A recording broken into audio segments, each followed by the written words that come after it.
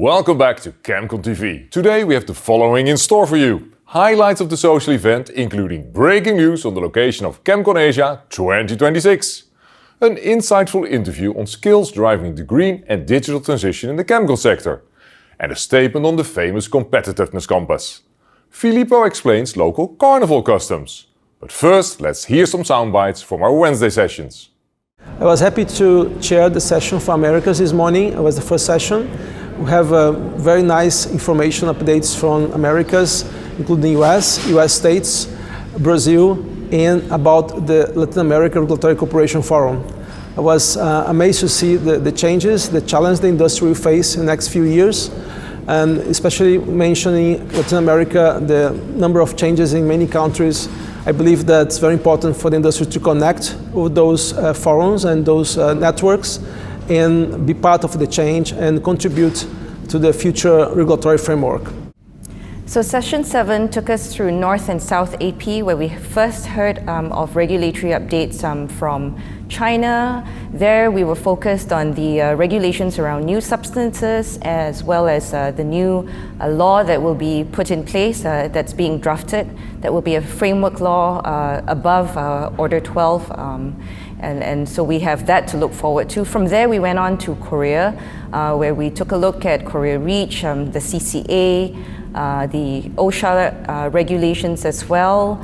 And then from there on, we moved on to Japan, where we had updates from NITE, digging deeper into the read-across requirements and how read-across and QSARs are treated in Japan. From there, we went on to India, where the focus of the discussion was on the BIS standards, the challenges around that, and the expansion of the scope of the BIS to beyond chemicals, in fact, and that was a very interesting presentation that takes us a little bit beyond the usual chemical management. We wrapped up finally with an overview and an industry perspective from BASF, and there we were able to get a full picture of what compliance means to the industry. We just came out of a very interesting workshop on scoring systems that can help drive chemical sustainability. An example was the ChemSec score, but there's of course other systems.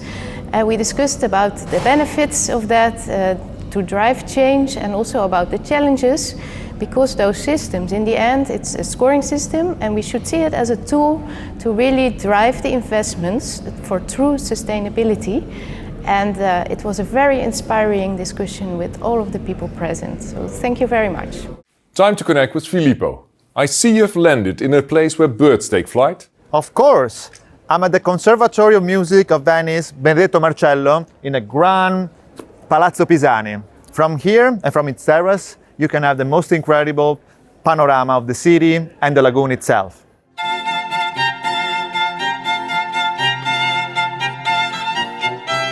Yesterday, your delegates had a great time exploring Venice during the walking tours. And the labyrinthine Palazzo Pisani has even more to discover. Evocative 18th century courtyards, enchanting music drifting through the halls, and the magical atmosphere of this prestigious institution.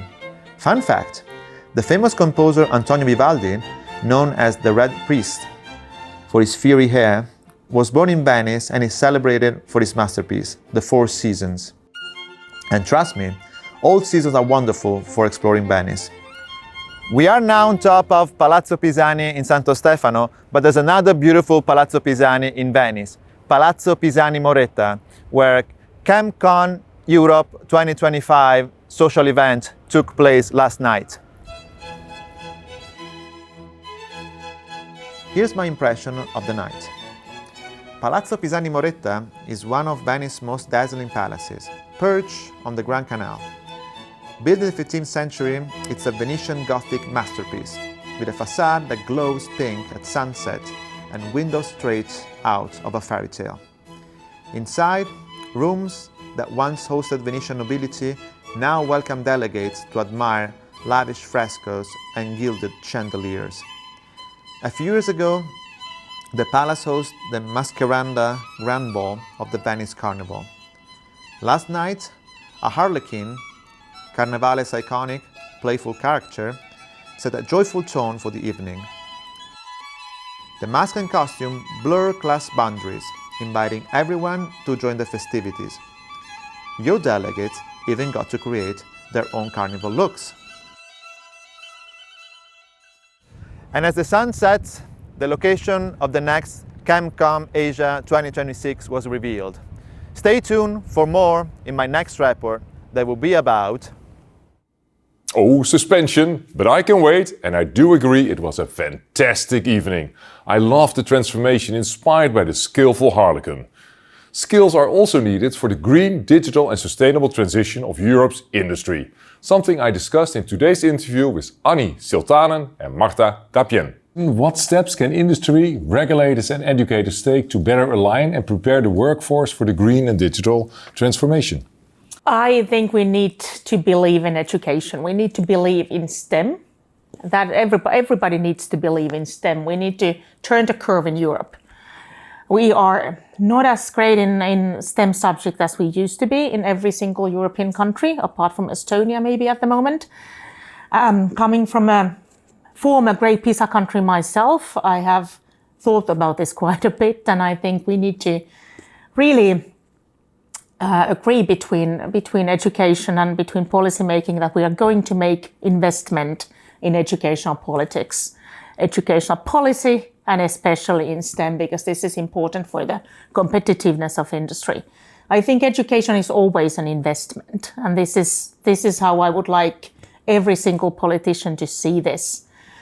Then apart from that, I think we also need to understand that we do not talk about academia only or basic education only. We also have to address vocational education and training. We have to understand that process industry is going to need process workers also in the future. We will have digitalization, automatization to help us, but we will still need people. And then we need to also invest in those people, and we need to invest in reskill and upskill. And this is all about cooperation as well between industry and educational institutions. Okay, thank you. Marta? So, of course, again, I will just start from what Hani just said, because I second every single word that you mentioned here. On top of it, I would add, it's not just believing in people, but we should be able to empower people. We should be able to empower new generation, but also empower older generation. So it's people, like literally everyone that is working into this direction needs to believe in themselves and needs to believe in the others, that we possess those skills to make the transformation. Please watch the complete interview on our YouTube channel. After this interview, I'm eager to learn more about Venice and Filippo's breaking news on the location of ChemCon Asia 2026. Filippo, where are you? I am in Ca del Sol, one of the most authentic workshops in Venice for mask making and costumes.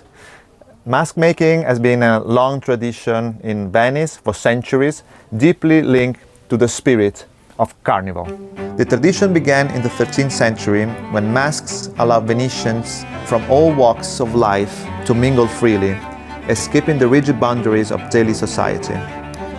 Mask makers, mascherari, formed their own guilds and craft ornate designs for papier-mâché, gesso, white chalk liquid, and gold leaf, often decorated with feathers and gems. These masks provided anonymity, letting wearers act without fear of social or legal consequences. Artisans like Hamid still make masks by hand, keeping this blend of artistry, history, and celebration alive. The most important masks during Carnival are Bauta, the iconic full-face mask, among others worn by Casanova. It allowed the wearer to eat and drink without removing it, ensuring complete anonymity.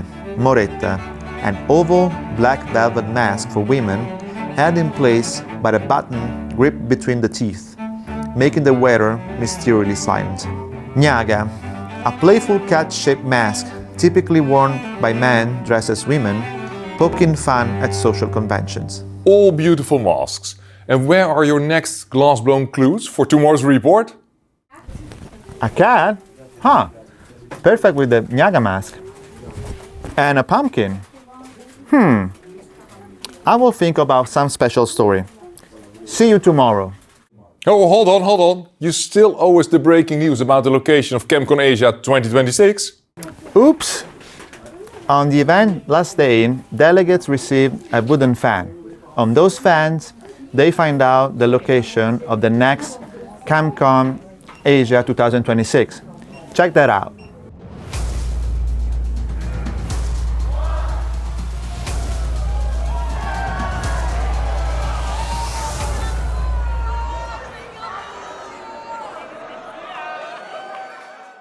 I'm already looking forward to the Asian cuisine. But before we dive into today's Italian dish of the day, let's begin with our statement of the day, featuring Dunja Drmac of Cefic. Hi Dunja, it's a pleasure to have you with us this week. Thank you for the invitation, always a pleasure to be here at ChemCon.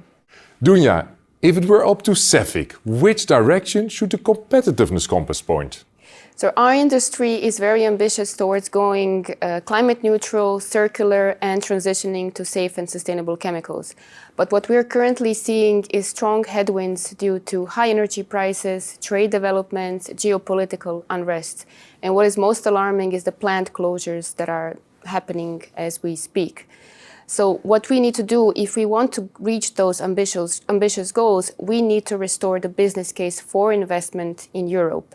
And we see now this shift in the EU policy-making agenda of really focusing on competitiveness. And initiatives like the EU Chemical Industry Action Plan is a vital signal of support from the policymakers. But now we have that, we have the promises, we have the policies, and we need to turn them into concrete action. And your statement is? We should invest in European industry. Dunja, thank you very much. Earlier this year at ChemCon Americas 2025, our local reporter introduced the Boston Cannoli Challenge. Since Chef Chiara couldn't take part back then, it seems only fair to ask her to prepare a real Italian cannoli. And we certainly don't mind being the test tasters.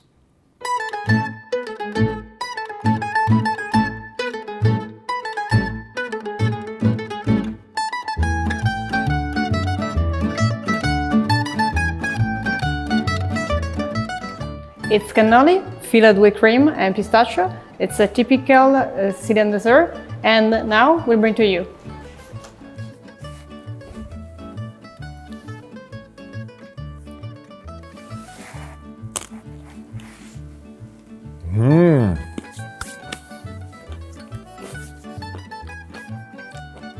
Yes, you passed the test. What a delicious cannoli. Thank you very much. A few weeks ago, however, the EU Commission didn't quite pass the test regarding the REACH revision. The Regulatory Scrutiny Board issued a negative opinion on the impact assessment for the revision, raising concerns across stakeholders. So, today, we're eager to hear perspectives from both DG Grow and DG Environment on the regulatory developments and EU roadmap, including the Chemicals Industry Action Plan and the REACH revision. This morning we will also hear a member state perspective on the revision, along with insights from other stakeholders on these EU developments. In the afternoon, roundtable discussions will explore the needs of competitiveness of the EU industry, revisiting the Competitiveness Compass, essential skills and best practices for implementation of REACH authorization and restriction. And today's showstopper, a session on ELCOP and the global implementation of GHS. Thank you for watching, have a wonderful day and enjoy the cannoli.